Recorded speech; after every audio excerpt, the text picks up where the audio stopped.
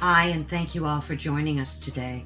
We are broadcasting live on the United Public Radio Network and the UFO Paranormal Radio Network, 105.3 on the Gulf Coast and 107.7 FM in New Orleans.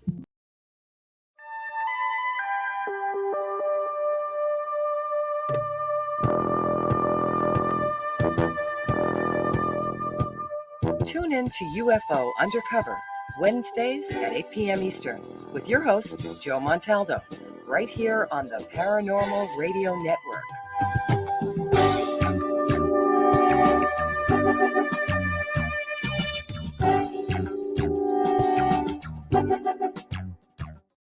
Welcome to Negotiating Happiness, the show that helps you find happiness, success, and balance in your work and life. I'm Adriana Fiestra, your host for this journey into entrepreneurship and personal growth. We're broadcasting live on 107.7 and 105.3 FM in New Orleans as part of the United Public Radio Network. We explore the latest strategies, insights, and stories from successful entrepreneurs and experts. From managing stress to building a thriving business, we've got you covered.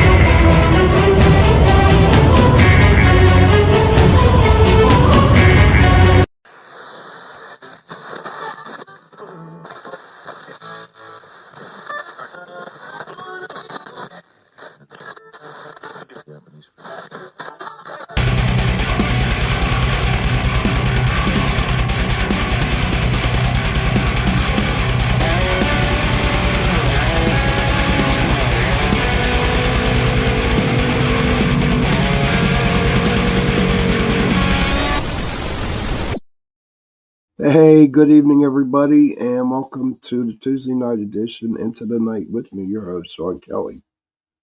You can find this show and my Sunday night show on UPRN Talk Radio 105.3 New Orleans, 107.7 Mississippi. And as you guys can tell, I got the cold or the flu, whatever, and it's beating me up. So my voice sounds a little rasped, so you gotta excuse me. Maybe it sounds better. I don't know. Hello, Heidi. Thank you. Cindy, good evening to you too. Holly, good to see you. The month of November, the awareness is it's called CRPS. What that is, it's a disease that 3 of my friends have. And what happens with them is that, hey, Stoney, good to see you. And with CRPS, then what happens is that they're in a lot of pain. And there's no medical thing to cure that. The only thing for now, until they find a cure for it, all they do is just live in pain. So if you guys could send a little prayer maybe to them, I would appreciate it. I'm sure they would appreciate it too. I got a great show tonight. Again, I want to thank my friend Mark Eddy. He'll be on with us tonight for getting me this gentleman. I got a little bit of a bio on my guest tonight. Wally has written a trilogy based on his 2016 sighting of a Tic Tac UFO. It caused him to reevaluate all that he had been taught. He really focused on UFOs in the Bible. And that's going to be interesting because I'm definitely going to bring that up. He can get into crop circles and medieval paintings that depict UFOs. And that's another interesting subject for me, because when I didn't really believe that UFOs could be back then. It just shows you how I wasn't really into it. But I got this one picture I saw. there's all these little like bright lights up in the sky, and I'm thinking those are stars or those are angels. I don't know what they were. But I come to find out through a bunch of people that, that UFOs were drawn or painted on different paintings. And my friend Wally here, he's going to be able to talk about it. And, and with the UFOs being in the Bible, I heard that many, many, many a times. And I'm sure I can ask him a question about it and let him hear what he has to say about it. Now, everybody out there in the chat room, thank you for coming on. If I don't get to you right away, I'm sorry, but we will. I will definitely try to get a hold of you, say hello or whatever you've written. Please ask questions tonight, man. I'm telling you, this guy's so full of knowledge. And so without further ado, my friend Mark, I'll put him on first. Hello, Mark. Good to see you, buddy. Sure. Thank you very much for getting Wally for me. I appreciate that. Thank you. Oh, you're welcome. Looking forward to the next hour. Yes. And finally glad to meet him. And there he is. Hi, Wally. How are you, buddy? Hello, Sean. It's nice to meet you. Thanks for having me. Oh, thank you for being here, man. I know it was a little bit on short notice, but I was like kind of happy about it. And Mark has told so much good things about you that I'm like, wow. And what's really cool is that you're located like down south from me, maybe a couple hours, which is not bad at all too, So your trilogy that you wrote back in 2016, can you share the story that caught your mind in order to write the trilogy? Sure. I was a mailman at the time. Oh, I see Mark's holding up my books. Yeah, he is. Yeah, Crossing the Crevice, the red one that he's holding up is actually in second edition, and it's blue now. Okay. I was a mailman at the time, and it was September. The same month I was getting ready to retire, actually. I actually live, Sean, in Bedford, Virginia right now, which is in between Roanoke and Lynchburg, although I am from southern West Virginia. Okay. I had just made a delivery to this lady, and I was walking back to my vehicle. And I was out in her front yard, and something or somebody had me stop and look up. And when I did, over my head was what we now call the white Tic Tac variety of craft. It allowed me to see it for about 3 seconds or so, and then it wasn't there anymore. It either took off so fast I couldn't see it, it perhaps cloaked and was still there, or maybe it went into another dimension. I'm not sure, but it totally quiet. It was a clear day. The craft had no windows, no wings, no nacelles, nothing. It just literally looked like the little white mint, the Tic Tac. And I'm guessing 50 feet by 30 feet. I'm pretty sure that's close to the ratio anyway.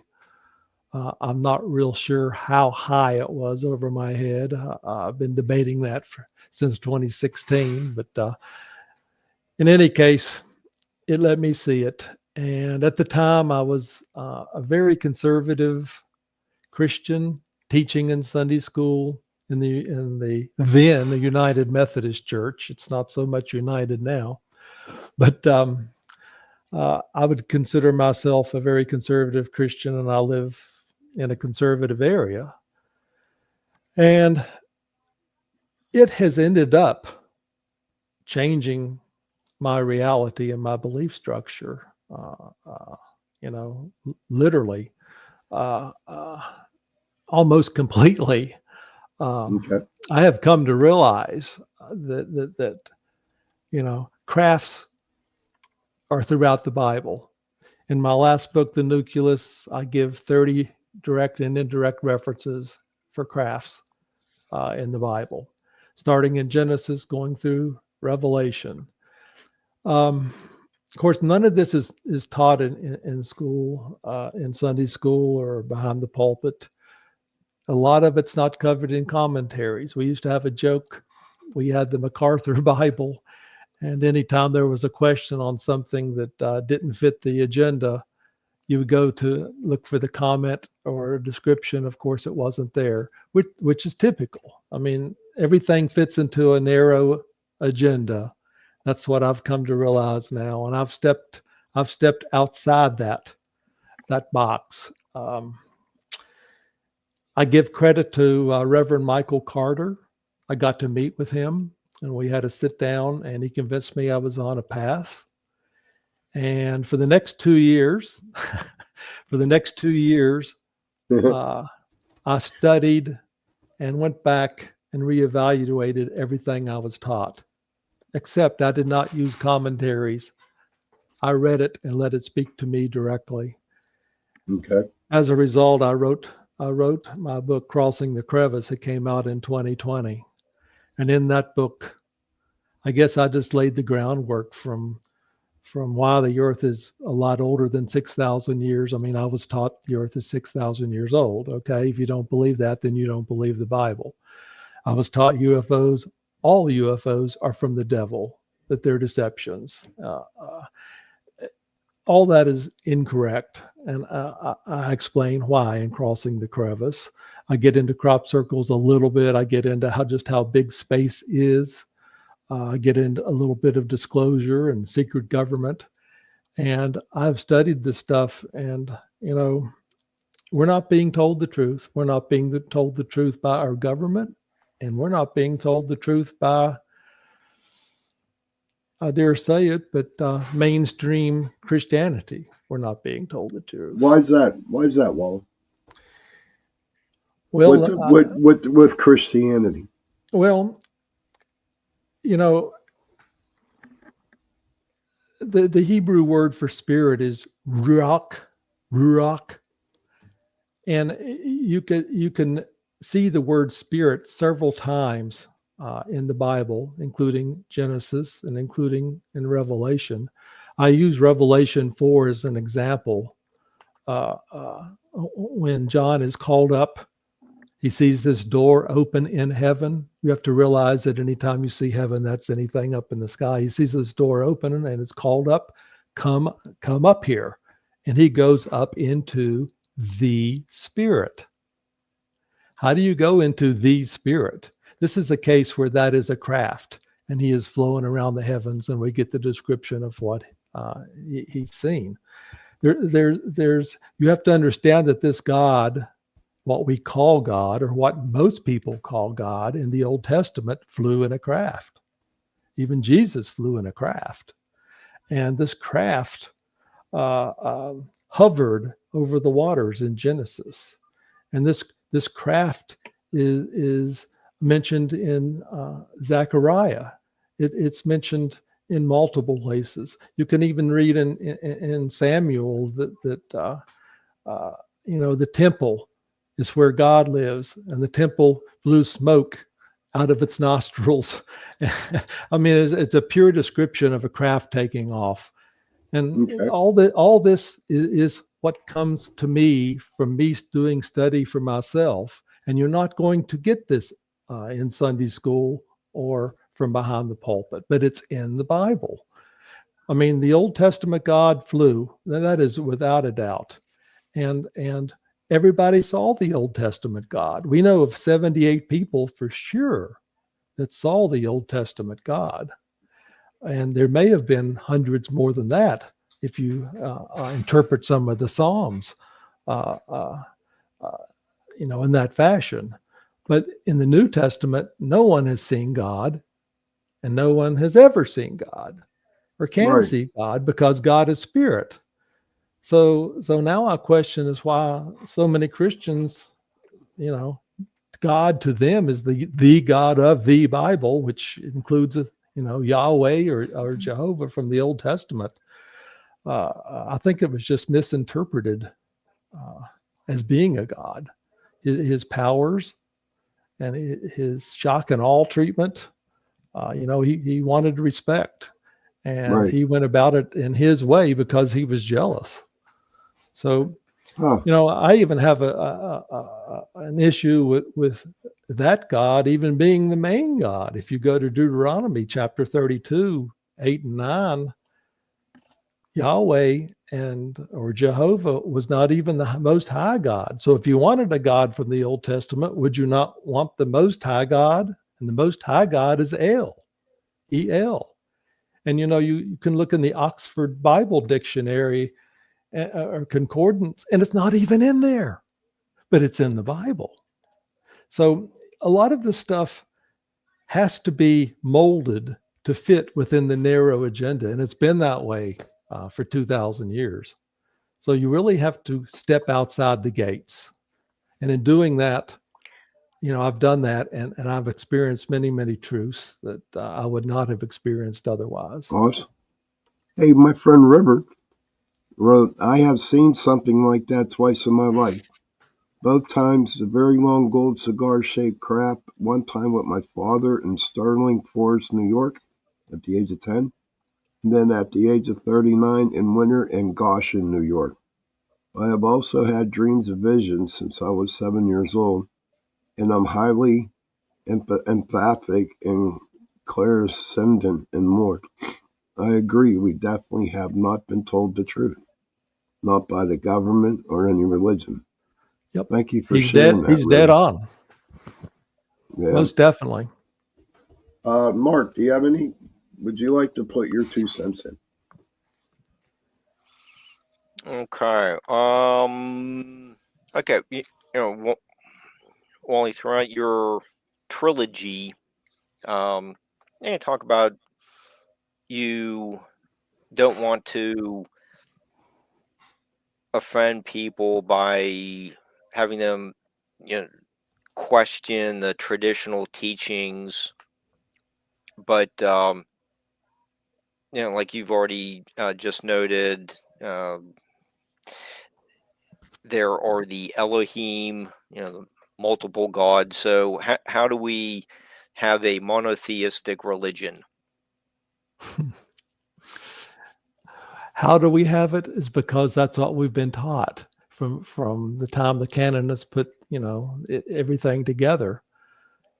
Back then, to be male was everything, especially if you were Jewish. The firstborn male was everything. If you were a female back then, you were technically a second-class citizen. Your job was to mend, cook, sew, clean house, and perhaps procure some food. The male was everything. But how we got to this point, that's a very good question. I believe it really had to do with developing a new religion, a new what we now call Christianity, and to give power to the church. And believe me, the church has had power, immense power through the ages. Even when they wrote the initial Latin Vulgate, it was in Latin.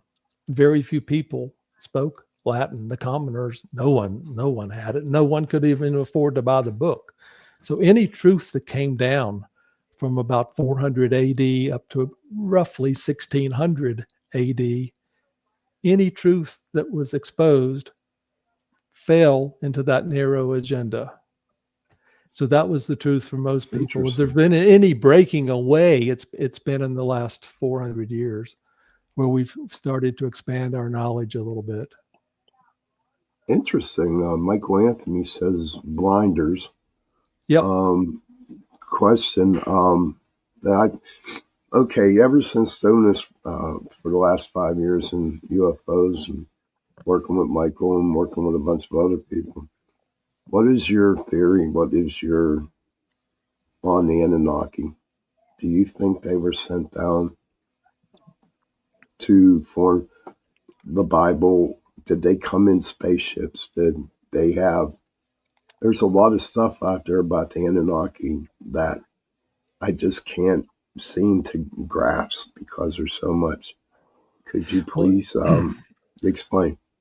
I'll do my best. If you look behind me, you'll see every book that Zachariah Sitchin has written. So Wow. I'm kind of a firm believer that Hashem is indeed a rocket ship. Were they sent here? I'm not sure they were sent here. They may have been explorers, but if they were sent here, they were sent here on a direct mission, and that may have indeed been gold. Are they mentioned in the Bible? Possibly, especially in and around Iraq and Iran. But definitely, I believe in them. I believe in that they had powers that we did not understand, and they may have even tweaked our DNA to the point where you could intertwine that with the Garden of Eden. I mean, your mind could go in several ways, but it's very possible that we are refined because of them. Now, do you think River says, "Oh, Sean, I am sending you healing prayers and energy. Sorry you're not feeling well, but it's a great show, great topic too. Thank you, River." And Heidi says hello to my brother. My brother says hi there, my favorite brother, Sean. He says, "You're looking like Santa Claus." Yeah, it's my Santa Claus look. It's my Santa Claus look, brother. But it's really, really interesting that you talk about UFOs and aliens in the Bible, because from just listening to you tonight, you're like the very first one that has really opened up to it. You know what I mean? When you wrote the book and you started to see outside of the box, did you attempt to tell whatever religious denomination that you were in about it? And did they shun you, or what did they do? I did tell my Sunday school class about it. I was teaching Sunday school at the time, but it was an adult class, and they took it fairly well. We had already been discussing the Psalms, and I had already made the case that any of the interesting Psalms that didn't fit in the box were not in our Sunday school booklet, which is par for the course. But they took it fairly well. And what happened was our organist saw a craft 3 weeks after I did in the same town here in Bedford, and that was made known. So from I guess our congregation, or my former congregation, I no longer go to that church, but probably had 40 people maybe total, maybe 50 on a good Sunday. They were pretty much open to it, actually. That's So I give them interesting. kudos for that. That's really, really interesting. Cindy Simpson was wondering your input on the RH blood mines. I don't know a whole lot about that. I know that in Spain, there's a special group of people, but I really haven't gotten into that. I'm sorry. Cindy, if you go and watch Joe Montaldo's show tomorrow night, UFO Undercover, just ask him that question and he'll tell you all about it. He knows more about the RH bloodlines. He's the man to go see about that. Mark, do you have anything? Yeah. I saw it was a rerun of an episode of Ancient Aliens, and we're talking about like a protective bubble around a craft. It may have been for some kind of means of accelerating, and in your crossing the crevasse, you have it's similar kind of bubble around the craft, and this painting is in Serbia, Kosovo. It was painted about 1350. So, they're foreshadowing ancient aliens by, about 700 years. But the concept seems like it's been around for a long time. Do you have any insights into what some of these artists were depicting? And you get the famous one, of the craft in the above the Background. church, and it's shooting like some kind of laser beam through the wall into the side of Mary's. Am I doing into the side of her head? So, what are these artists depicting? It seems consistent over time. Well, we have not been alone, and we've never been alone. Of course, that's what's depicted in a lot of those pictures and paintings. But if you're referring to the narrow beam going into Mary's head, I could construe that as being the Holy Spirit, or I could construe that as a beam of light, which is portrayed several times in the Bible. For an example, the night that Christ was born, you had the shepherds out in the field of Ruth, by the way. I've actually been right there where that happened. A craft was over their head and sent down a beam of light, and the beam shone around them, just like a spotlight. And then a voice came from the craft. Same thing happened to Paul on the road to Damascus. A beam of light came down, and it was Jesus that talked to him. But these crafts have these beams. The same thing that happened to Travis Walton. Apparently, this beam has the ability to pull something up into the craft. So it may be anti-gravity inside that beam, and it may also be some way to communicate inside that beam. And that's really about all I could say on that. But it's interesting, very interesting. You can't make this stuff up. If you go back and look at all the pictographs and the geographs and the paintings, and I mean, this was a very, very important event for these people to take their time to put this down for future generations to see. And it just goes to show you that we have never been alone. I mean, these reportings of crafts go all the way back before Jesus. Wow. Heidi says, years ago when I first heard of the Anunnaki, I had watched someone, maybe an ancient alien, LOL.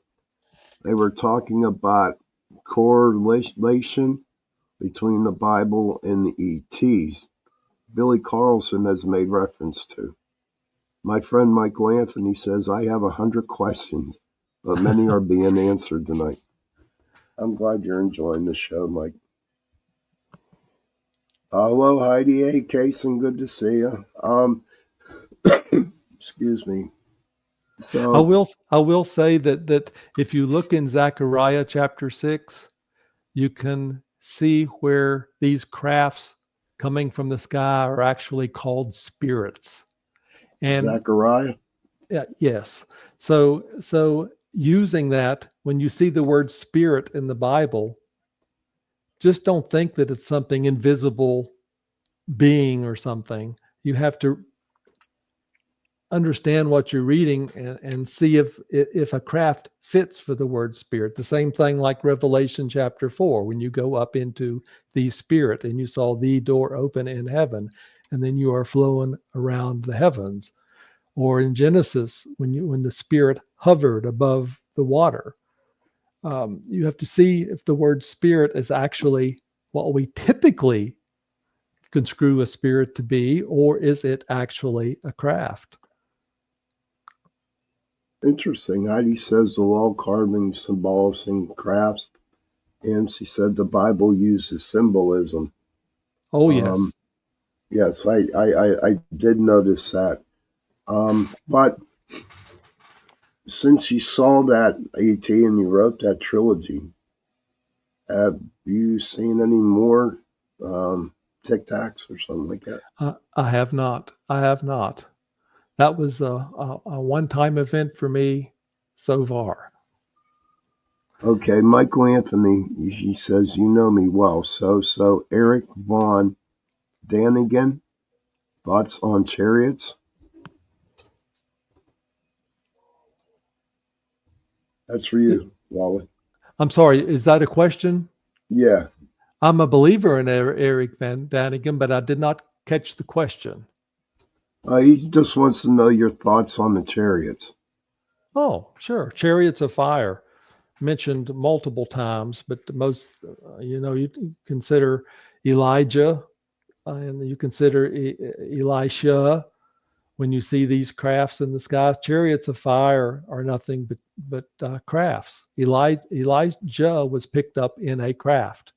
Not only was he picked up in a craft, but people knew days in advance that he was going to be picked up in a craft. There were prophecy schools in those days, and they knew that was going to happen. So a chariot, if it was of fire, would burn up. So it makes no sense. A chariot of fire, a cherub in some cases, a spirit in some cases, wings of the eagle in some cases, all conscrew crafts in many places in the Bible. River Rose says, from what I understand in some of my visions, these different crafts actually relate to the different people. Tribes and the crafts are only seen by those they want to see them, as if monitoring or watching over different people. That there is a significant relation to this. So my friend Rivers, he said that. Thank you for sharing that. Thank you for that question about the chariots, Michael. But I've wondered that myself. Did they really want me to see it? Did they know that I was going to write books? Did they know it was going to be life-changing for me? Maybe so. well, I'll tell you my story, like I told you before the show, and some people on here know about mine. So I've been doing podcasting for over 5 years now, and being a paranormal investigator, I saw a ghost, in spirit. I saw them full body, the whole 9 yards, so I know they exist. But when we got into UFOs, ETs, stuff like that, we had a lot of guests on, and I believed in what they say, but I was like a little bit on the fence with it, and that's how I was. But me, I respect everybody, all my guests and what they do.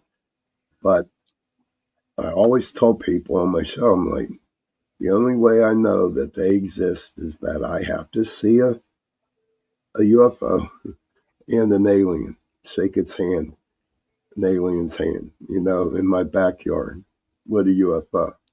But I tell you what, I was going to work that one morning. It was 4:30 in the morning, and I just happened to glance over a house. Dude, this thing was like the USS Starship Enterprise, man. That's how it looked, like really big circle with all kinds of lights and stuff like that. My spidey senses kicked in, got a little chill in my spidey senses. And so I figure, hell, I got to go to the other house, go to the other street, and I'll see it better. Well, I went to the other street, not even 50 feet away, and the damn thing was gone, just like that. It was gone. It was like, no noise, no nothing. No noise.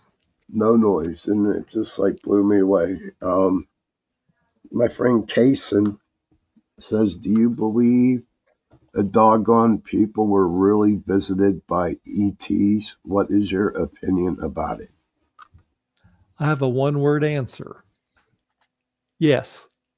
I know about the doggone tribe and Sirius, or they call it Sirius A and B, but How would they have known otherwise?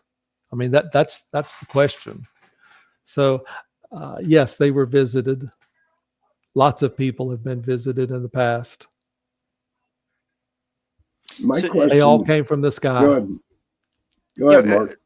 so when you're talking about the Dogon tribe or uh, the Holy Land, Samaria, uh, does your research indicate that there's a spiritual evolution after their the people's encounters with ETs or sightings?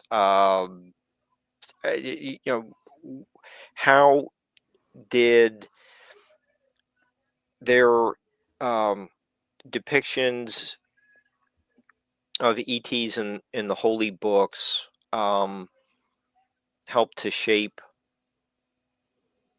what we believe in, like the heavens today? I will answer it this way. A lot of the books that contain spirituality, things of heaven, things we don't understand, are considered Gnostic and were weeded out.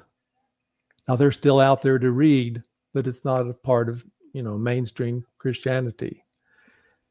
If you dare to read some of those books, you will see that, for example, it really affected the 12 disciples.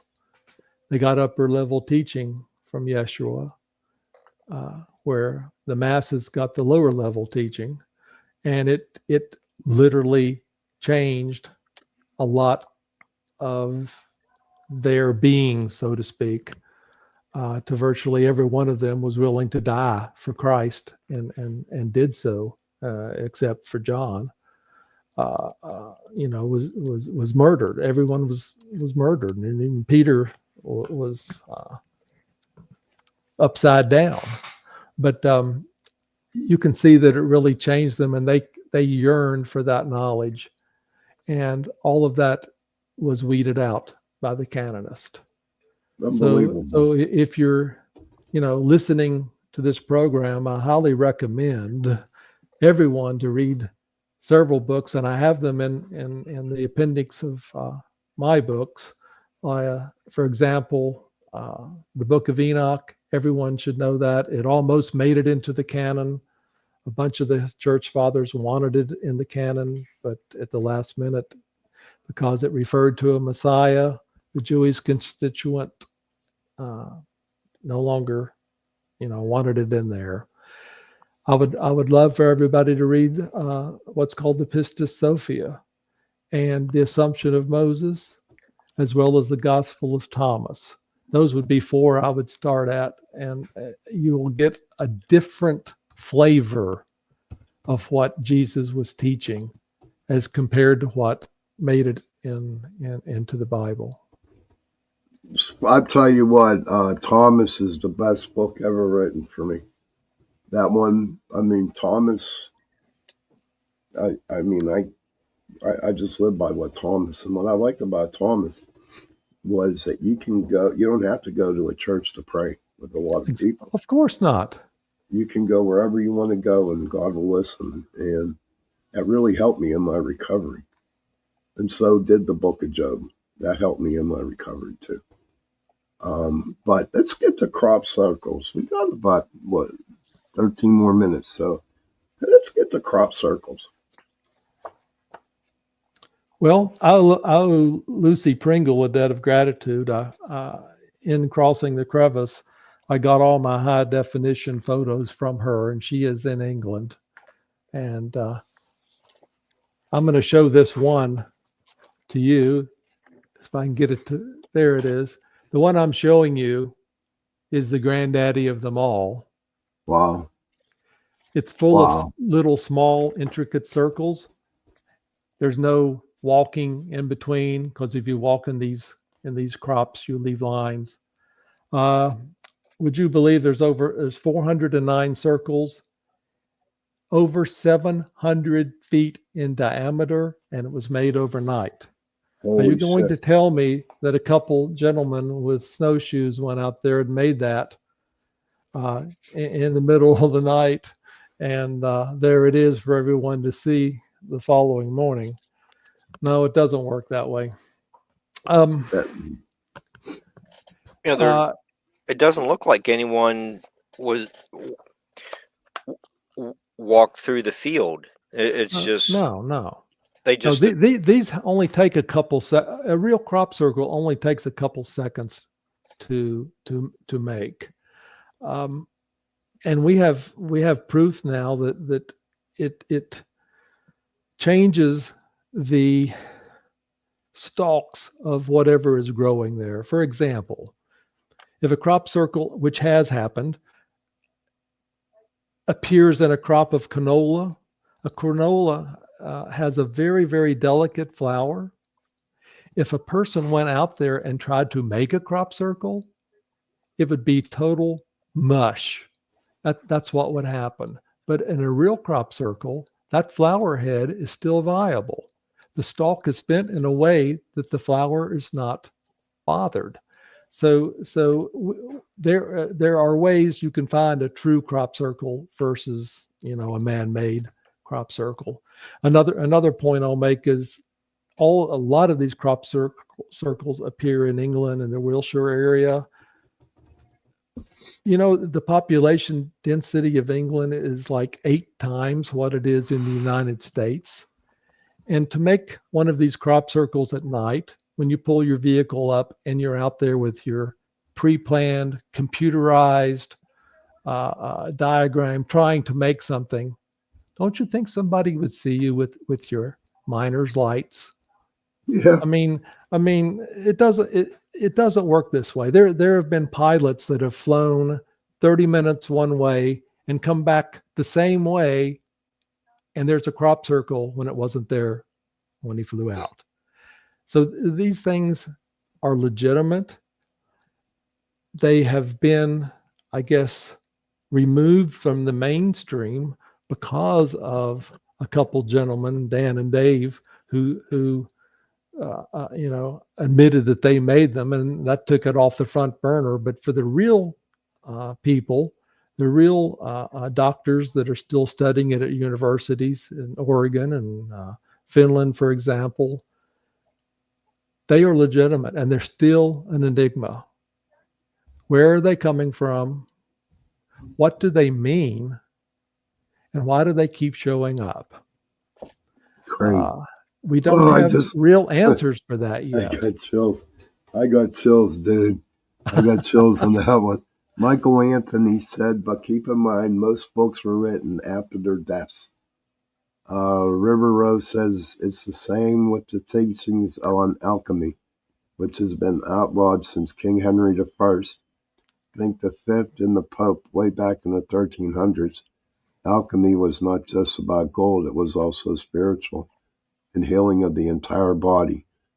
The powers that be banned or outlaw everything we should know. Agatha, hey Agatha, good to see you, hon. I was in 3 real crop circles in Germany at Ammer Lake. We have every year one around July. It's amazing. Even the dowsers move with the pattern of the the dowsers move with the patterns of the crops. Agatha says that's close to Munich.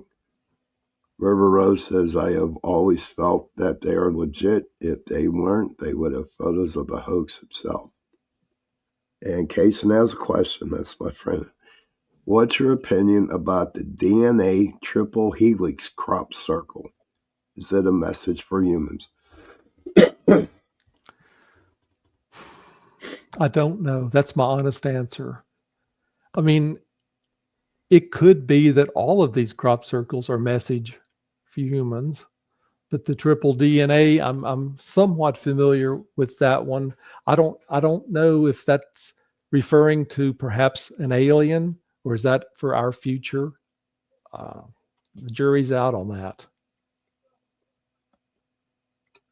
You want to get the last question then, Mark? We got about 5 minutes, dude.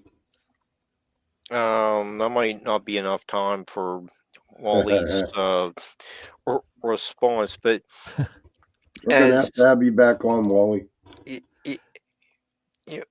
With your trips to the Holy Land and Egypt, how did you encompass all of your sighting, your new outlook on life? How have you changed in the last 8 years? How long do I have to answer? You probably got 4 minutes now. 3 minutes, yes. How have I changed in the last 8 years? Well, you know what, Wally? We can always have you back again. That's I would appreciate that. That would be great. But yes. I've stepped outside the gates of the established Christianity, of Western Christianity. I've learned so many things.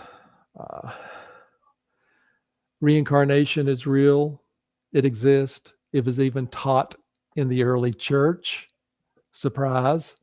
Origen was one of the greatest minds the early church ever had. I put a few of his undoctored comments in the nucleus.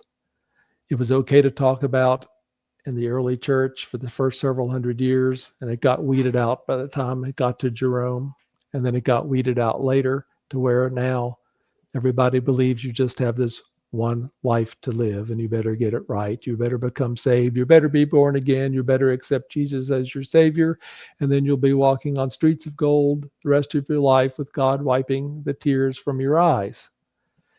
Now that's where I used to be. I am not there anymore. God has become, in a way, smaller for me based on John 14. I know Jesus did not lie, and I find Jesus's words truthful and universal even to this day. So I am a follower of Jesus. I will shout his name out, from the housetops. But Jesus specifically said that anyone, will do works and miracles greater than he did. Now, how do you interpret that? Was he speaking just to his disciples, even though he used the word anyone, or was he speaking to everybody who followed his teachings? And I believe he's speaking to anyone and everyone. With that in mind, I've learned to meditate in addition to prayer. We can get into that next time. Oh, yeah. But for me, because I am a son of God, I am a little God. I know that's New Age, and I don't mean to offend anybody, but you didn't offend me, man. That's one thing. Everything is God to me now. Everything. Okay. You God. Mark is God. Everybody's God. Everybody's on their own path. Everybody's part of this universal collectiveness that we call God. And we're just lower in consciousness than Jesus. I mean, what was the point that Jesus came here? If he just came here to be half human and half spiritual in nature, you have to understand why he came. I think to make it real and to understand his teachings was to bring us up to show us that we can be a part in everything that he did. And even Peter took the first step out of the boat and walked on water before he panicked. So we have these latent powers within us. They're just not being taught or tapped.